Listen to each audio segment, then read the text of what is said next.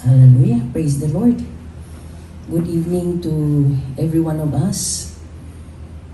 Sa lahat ng mga nakikinig at sa lahat ng mga naka-online ngayon, isang napakagandang gabi ang pagbati ko sa bawat isa sa atin. Thank you for this opportunity, the time na naibigay for me to share also what I have in mind regarding prayer. Pero before na mag-start tayo, let us pray. Our Heavenly Father, we are so thankful. Maraming salamat, Panginoon, sa oras na ito na naibigay mo, Panginoon, para kami po ay magtipon-tipon, Panginoon, sa online. Father, para pakinggan namin ang iyong mga salita, Panginoon. Basbasan mo ang mga salita, Panginoon, na may babahagi ngayon, Panginoon. Sa lahat ng mga naka-online, Lord, i-bless mo rin sila na sa gayon, Panginoon, maintindihan po namin ang gusto mong sabihin sa bawat isa. O Lord, we ask you then to be our teacher. O Father God, ikaw po ang manguna, Panginoon. Hallelujah. Thank you so much, O Lord. And Lord, we pray for the control from the beginning hanggang sa ito po ay matapos. Thank you so much. We give you all the glory, praise, and adoration. In Jesus' name we pray. Amen. Amen. Okay, so sabi ko kanina, isang napakagandang gabi sa lahat ng mga naka-online ngayon, sa lahat ng mga nakikinig, saan mang dako ng mundo, kung saan makakarating itong preaching or message na ito. Ang gusto kong ibahagi sa ating ngayon ay patungkol sa the urgency of prayer. Okay. Why did I select this as the topic tonight, the urgency of prayer? Kasi kung titingnan natin, ito po yung kailangan natin sa panahon during this time na nasa end times tayo or nasa kahuli-hulihang panahon tayo, mga kapatid, no? Ano bang ibig sabihin ng urgency? Okay, kung titignan natin yung urgency, kung yung mga tinatawag natin na synonym niya, ito yung sa term namin sa Pilipinas is ASAP, no? Or urgent, very urgent. Gawin natin, huwag nating ipagpapaliban pa. Or tawag doon, yung huwag late. Kailangan kung gagawin na natin ngayon. So, the urgency of prayer, alaman na natin ang ibig sabihin ng prayer. Prayer is our communication between God and man. Okay, ito yung prayer, yung komunikasyon natin na tao sa Panginoon. Ito yung prayer is the most neglected, sabi nga dito, most neglected ministry in the church. Okay, bakit ko sinabing ang prayer is the most neglected ministry in the church? Kasi kung titingnan natin, mangilan-ilan na, especially this panahon ngayon, ilan-ilan ang nagpipray. Aminin man natin, oo, totoo yan. Kasi kasali yan sa last days eh. Okay? Sabi nga in the last days, the love of many will grow cold. Kasali na doon yung prayer. Kung titignan natin, no? So, yung prayer, alam natin na napakahalaga nito sa ating buhay. Ito yung backbone natin as Christian. You see, as a Christian, kailangan natin ito kasi ito yung nagsusupport sa ating spiritual na pangailangan. It is one of the important tools na kailangan i-build up natin. You see, not only in the church, not only corporately, but also personally. You see, so a prayer is very important. Okay, sabi sa 1 Thessalonians chapter 5 verse 17, sabi niya rito, alam natin yan, very common yan. You see that, pray without ceasing. Ang panalangin, no, pagpapanalangin natin sa Panginoon, hindi sana ito may hihinto. See, pray without ceasing. Bakit nasabing pray without ceasing? Hindi ito, tawag doon, hindi ito nahihinto na kailangan ginagawa natin everyday. Eh kung busy tayo, hindi maaalis ito, parang gawin nating lifestyle, you see, lifestyle, na ipamuhay natin sa pang-araw-araw natin pangangailangan. Okay? So, isa pa kasi dito nakita natin sa panahon ngayon, yung prayer kasi, sabi ko nga, it is the most neglected ministry in the church. Tuno kasi na papabayaan dahil sa busyness natin, no? Dahil sa busy, yung marami tayong ginagawa. Noong una, lalo na nung yung una tayo ay naging believer. You see, fresh pa yung paninilban natin sa Panginoon. Very bold tayo, doon tayo, nagpipray tayo. Hindi niya naaalis. Andyan everyday sa atin. Pero habang lumalaong, tumatagal, parang nawawala na nga ito.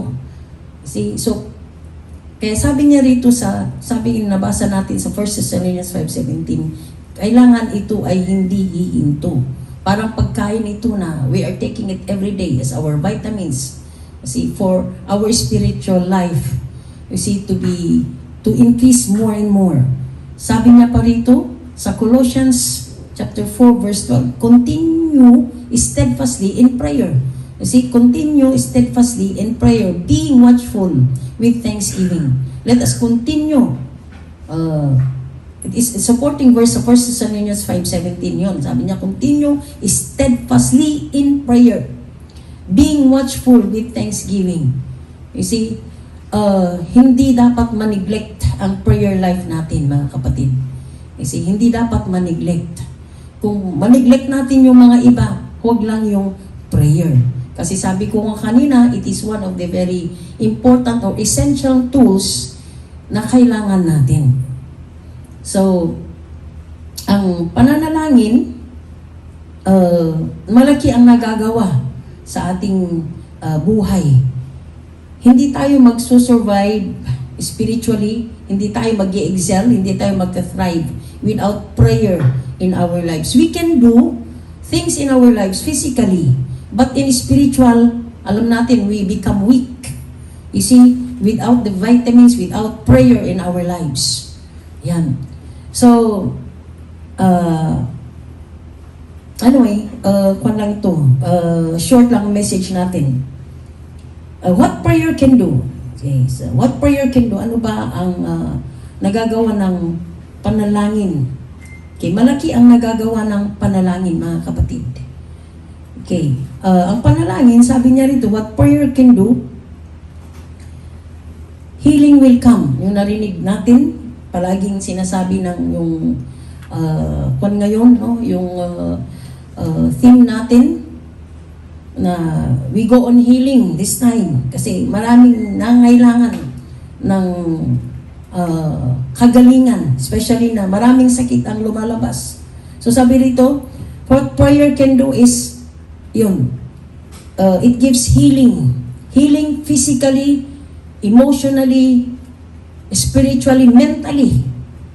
Yan. Healing will come. Sa Acts chapter 3, verses 1 to 2. Okay, anong makikita natin sa Acts chapter 3, verses 1 to 2?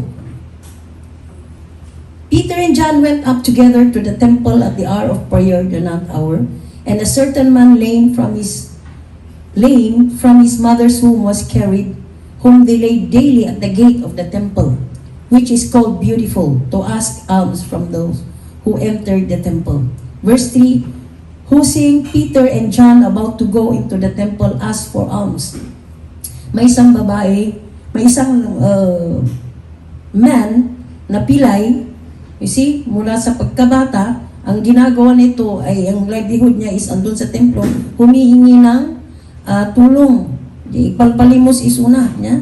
Pero nakita ito ni Peter and John, nung papasok sila sa temple, sabi niya rito, he was about to go into the temple, ask for alms. So verse 4, fixing his eyes on him with John, Peter said, look at us. Nung tinitigan, sabi ni Peter, tignan mo kami. So nandun yung dalawa, si Peter at saka John, si John, kasama nila, tinitignan nila yung pilay na yon. Sa verse 5 sabi niya, he gave them his attention, expecting to receive something from them. Yung mga, alam naman natin mga kapatid, yung mga tawag doon, mga person with disabilities, yung mga pilay, bulag, mga work nila karamihan, andun sa streets, humihingi ng tulong, humihingi ng alms. Pero nung dumating si Peter and John, wala silang binigay na pera sa kanya. Ang sabi lang ni Peter, Silver and gold I do not have, but what I do, I have give you in the name of Jesus Christ of Nazareth. Rise up and walk. See, he declared it. He prayed for that person that in the name of Jesus, sabi niya rito, you will walk, rise up and walk. So, alam natin na yun yung lalaking yun, tumayo at he was healed because of the prayer that was offered to him by John and Peter. You see? Okay, yung prayer, malaking nagagawa niya. So, yung healing comes. Alam ko na maraming naka-experience sa atin, maraming nagta-testify. Through prayer, dumarating ang healing. Hindi lang praise and worship, prayer din, mga kapatid. Kaya kung ikaw very prayerful, may nararamdaman ka, pray mo yan sa Panginoon. You ask the help of the Lord. And then, yun, ibibigay niya. See, kagalingan nagagaling sa ating Panginoon. Kung nagpapa-altar call, you see, after the preaching, after message, sabi ng pastor, mag-altar call tayo. So lahat, mga karamihan pumupunta sa harap para magpa-pray. And nakita natin doon, maraming nagpa-pray sa healing. Yun, marami tayong nakita miracles, signs and wonders. Kaya yun din ang ginagawa ng through our bishop that has been given to him, the vision of healing crusade, worship crusade. So, yun ang isang nagawa ng prayer. Prayer gives healing. Ano pa ang nagagawa ng prayer? Marami nagagawang prayer, mga kapatid. Okay, sabi niya rito, ang prayer, it fills us with the Holy Spirit. Okay, Acts chapter 2 verses 1 to 4. Sa Acts chapter 2 verses 1 to 4, when they were praying, chapter 2 verse 1, sabi niya rito, when the day of Pentecost had fully come, they were all with one accord in one place. And suddenly there came a sound from heaven, and of a rushing mighty wind, and it filled the whole house where they were sitting.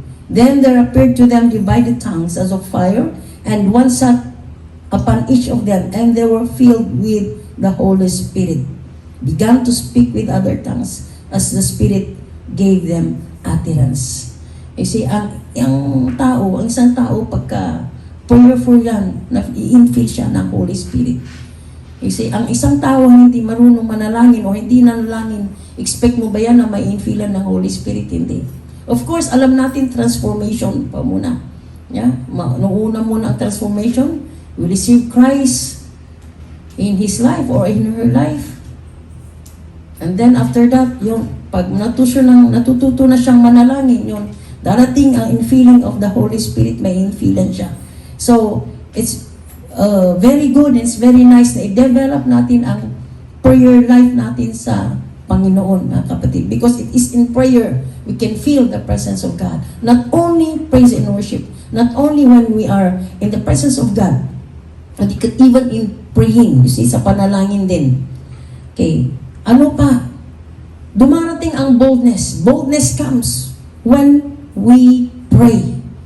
Anong ibig sabihin ng boldness? Okay, ito yung tinatawag natin na napapatawag doon. Mapapabilag ka niya. Yung fear mo napapalitan, yung takot mo napapalitan ng boldness. So you're very bold in preaching and sharing the word of God. You're very bold in doing your ministry. You're very bold in going to evangelism, to evangelize souls. Ano pa? You're very bold in maraming nagagawa ng, if you are bold in the presence of the Lord because of prayer. Yan, kasi experience ko rin ito. Kasi noon, hindi ako marunong manalangin. Pero nung there comes a time na yung dumating yung time na napakinggan ko, binabasa ko yung patungkol sa panalangin, na i-share din ito ng isang pastor noon pa, I still remember this. Nung sinubukan ko, totoo naman. You see, noon, palagi ka natatakot. Noon, there is you are inferior, self-inferiority. Natatakot ka, you have no confidence in yourself. But when you become a prayer, when you become prayerful, you see, pag ikaw ay manalangin, anong dumarating? Boldness. Yan. Yan, dumarating yung boldness, kaya nagagawa mo ang papagawa ng Panginoon sa'yo. Pero pag hindi ka nalangin, kahit ikaw ay matalino at hindi ka nalangin, ay wala. Yan. So, yan, marami pong nagagawa ng prayer. Ano pa? The need is met. Philippians 4:6-7. Anong sabi niya roon sa Philippians 4? Ano bang mga needs natin? Marami tayong mga needs, mga kapatid. Nung kitang tayo, nagaruti needs tayo. Name it. Oh, Philippians 4:6-7. Anong sabi niya roon? Be anxious for nothing. Awan ko matipagdanagan nyo. Kung natin, huwag sana kayo mag-worry. But in everything, by prayer and supplication with thanksgiving. Okay? Na may kaakibat or kasamang thanksgiving, yung let your request be made known to God. And the peace of God, which surpasses all understanding, will guard your hearts and minds through Christ. Yan. The need is met. Nibibigay ang ating request, ang ating mga panalangin sa Panginoon. You see, alam natin naman when ang pagsagot ng Panginoon is tatlo lang, di ba? Alam natin yan. Either yes, kasi gusto nga ng Diyos, it is His perfect will na ibigay yung prayer mo. Ano pa? Yung kahilingan mo. No, ang isang answer ng Panginoon kasi ayaw niya. Hindi niya gusto. Pangatlo is wait. We have to wait. Kailangan tayo maghintay. You see? So, yes, no, or wait.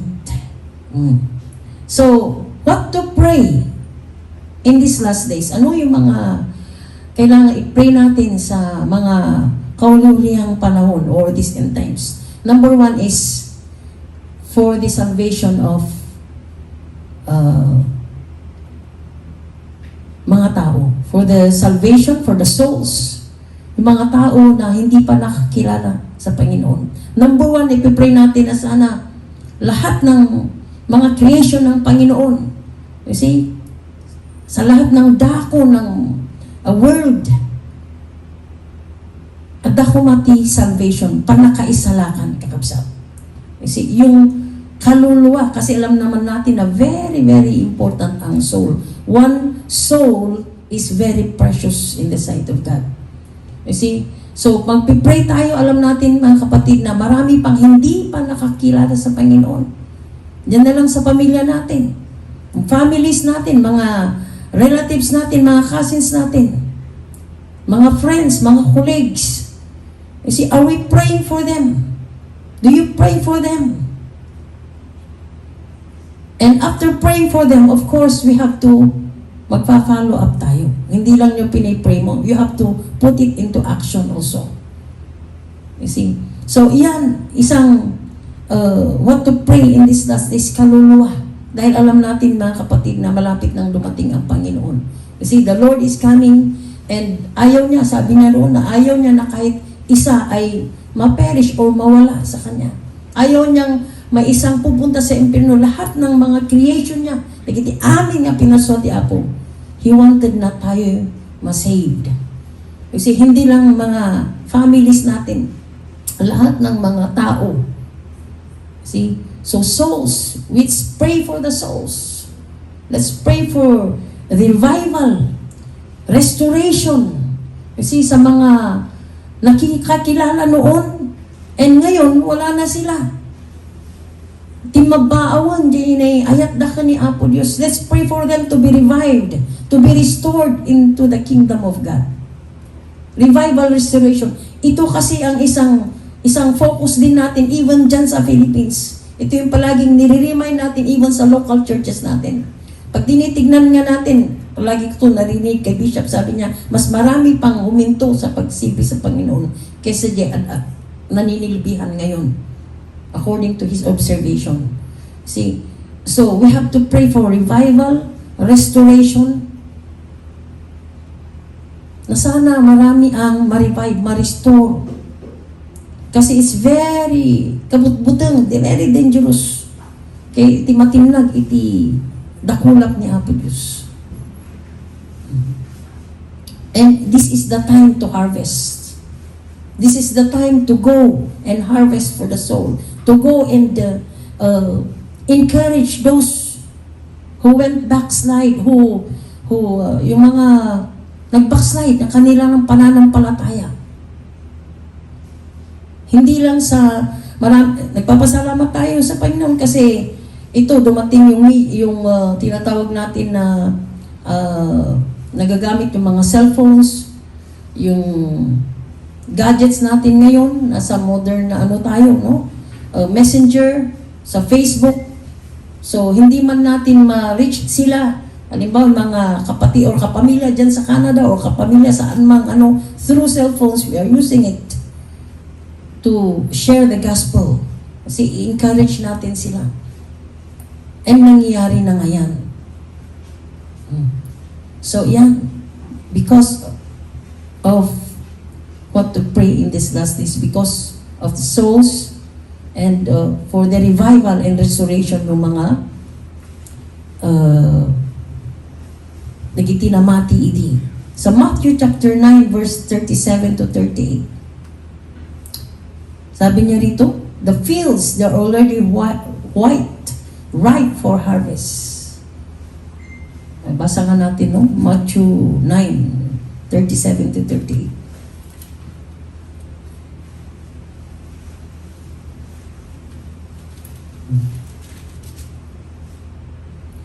Anong sabi niya dyan? Then he said to his disciples, the harvest truly is plentiful, but the laborers are few. Pray that the Lord of the harvest will send out laborers into his harvest. Aside from that, of course, let us pray for workers. Let us pray for our pastors. We pray for workers and pastors. That God will send out laborers. Kasi maraming ma-harvest ngayon. Nagkukulang tayo ng mga pastors. Nagkukulang tayo ng mga workers. We are so thankful kasi we have pastoring leaders. Hindi man sila full-time. But they have the heart to harvest souls. They have the heart to serve God. Hindi sila full-time as in na may work sila. Pero they gave their time para mag-handle ng congregation. Kaya isa ito sa isama natin, sa prayer natin. Kasi pastors and workers na dumami. We are so thankful kasi may DTC tayo. You see, nagagamit itong DTC na ito para maraming ma-disciple, maturuan nang sa gayon after graduating, after their graduation, yan, magpapagamit sila sa Panginoon. Hindi man as sa full-time ministry, pero as church leaders, pastoring leaders, and they're being used by God to handle congregations. You see, yun, nakikita natin. So let us pray na sana, Lord, send more labors. Marami pa sana ang they have the willingness sana, yung availability, yung sacrifice nila para ibigay yung time nila, ibigay nilang buong nila na magsilbi sa Panginoon.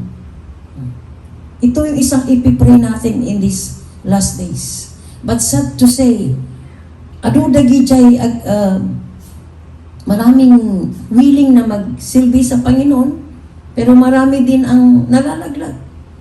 Maraming nagre-resign. It's just because of yung difficulties, yung mahirap yung buhay ngayon. Okay, maraming nata-trials, maraming natitest. So nga, ado-ado iti pastors, workers nga ag-surrender. So let's pray for them. Napabilgan ni Apo Diyos iti bawat anak na nga inayaman na. As we all know that if God has called us, pag tinawag tayo ng Panginoon, sabi niya ron, He will never leave us nor forsake us. Kaya maraming na adun iti matintinex just because it's our choice sometimes. Kaduan is a human choice, hindi naman ang Panginoon eh. Ang Panginoon alam natin na gusto niya na marami talagang magsilbi, maraming magpastor, maraming mag-evangelist, maraming may raise up na workers. Isungat ayan na rin tada tayo mga tao.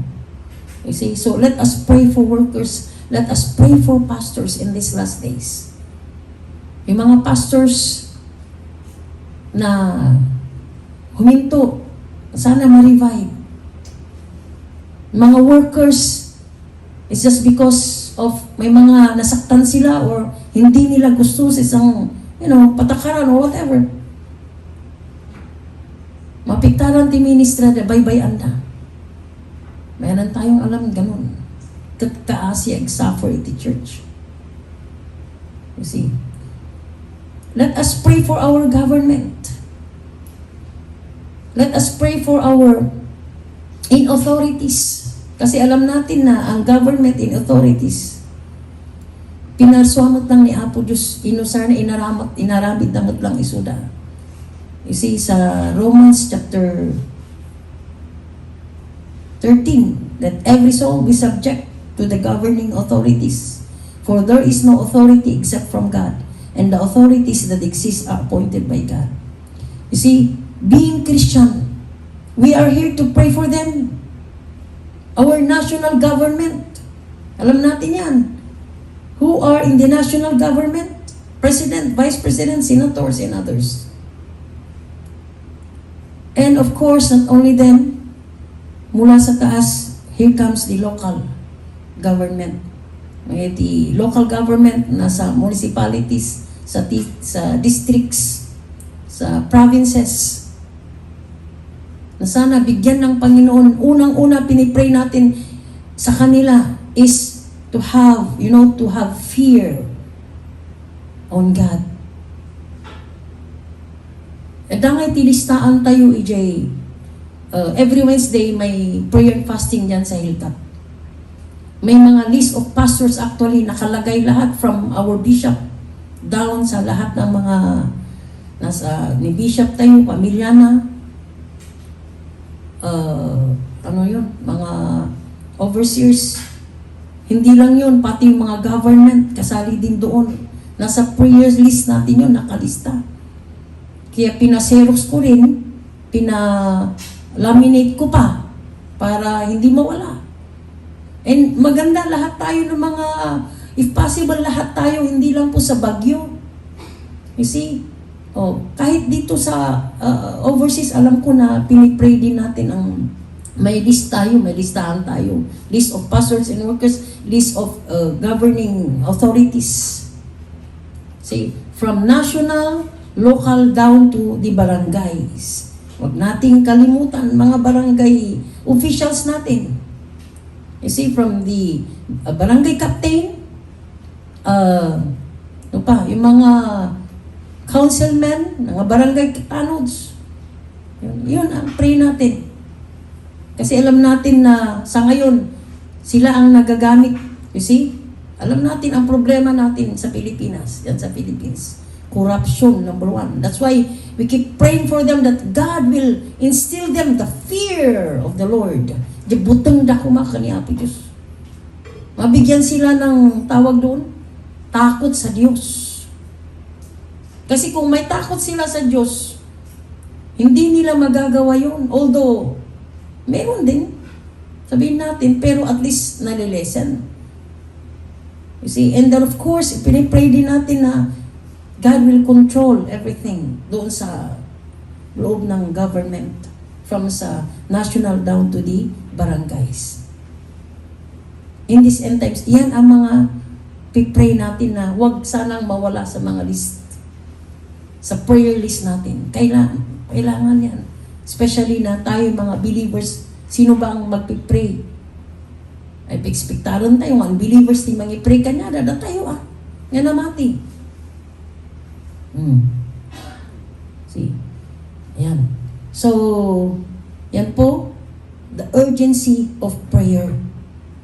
As we all know that nasa huling araw na tayo, hindi natin alam kung kailan darating ang Panginoon.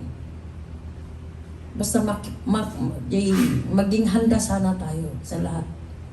See? So, yan lang ang pwede kong ma-share sa gabing ito. Sana ang Panginoon ang magbigay pa ng passion burden sa puso natin na maging prayerful. Hindi ko man lahat nasabi yung mga prayer list na kailangan i-pray natin these last days. God will reveal unto us. Amen? Hallelujah. Praise the Lord. Let us pray. Hallelujah.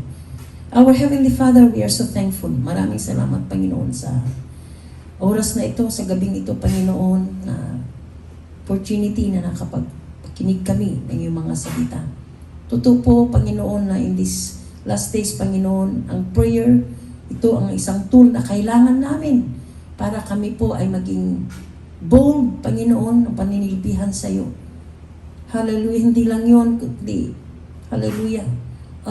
Ito yung magagamit, Panginoon, na para kami ay manatili, Panginoon, sa iyong karyan. Without prayer in our lives, we are nothing, O Father God. We are weak and we are sick. But with prayer, we are healthy and we are bold, O Father God. Thank you so much. I-bless mo ang lahat ng mga naka-online ngayon, lahat saan man sila ngayon, Lord. Bendisyon ng isuda. Sana itong short message ay nakapagbigay, Panginoon, ng reminders, Panginoon, sa amin. So help us to become prayerful, especially that we are in this last days, Panginoon. Maraming salamat, and as we thank you so much, O Lord. Hallelujah. Thank you, Lord.